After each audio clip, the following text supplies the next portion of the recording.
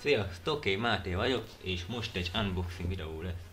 Egy Genius billentyűzetet fogunk most kibontani, de először nézzük meg a dobozt. Hát az elején látni maga a billentyűzetet, a hátulján így néz ki. Itt található a leírás, hogy mit mondom benne, illetve itt van, hogy kell kiszedni a billentyűzetet, ugyanis ezek a billentyűzetek, itt a pirosak, ezek kicserélhetők. Gumírozott talpú, tehát csúszásmentes és vízálló billentyűzet. Hát akkor bontsuk is ki.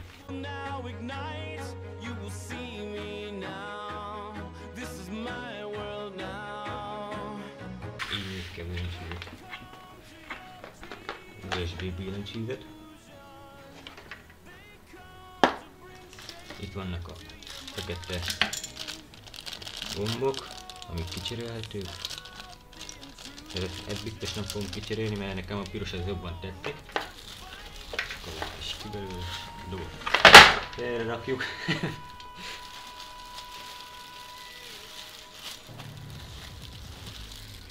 És így néz ki.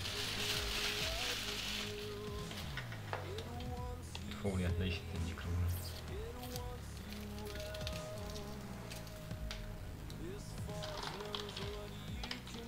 Elég kényelmesen billentyű. Könnyen nyomható. És nem akar. Ez nem ledes, tehát sima fehér betűk vannak rajta. Rakjuk is össze.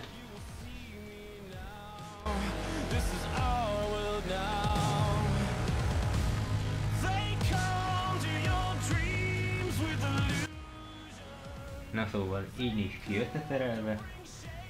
Gameltem vele, beszélgettem vele mindenkivel.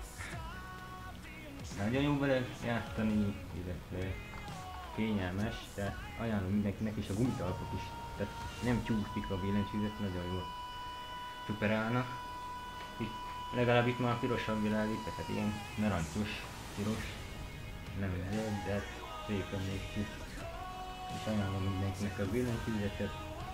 Ennyi lett volna az unboxing videó. Sziasztok, én Máté voltam, ha tetszett a videó, akkor iratkozz fel a csatornámra, és lájkolj nektek.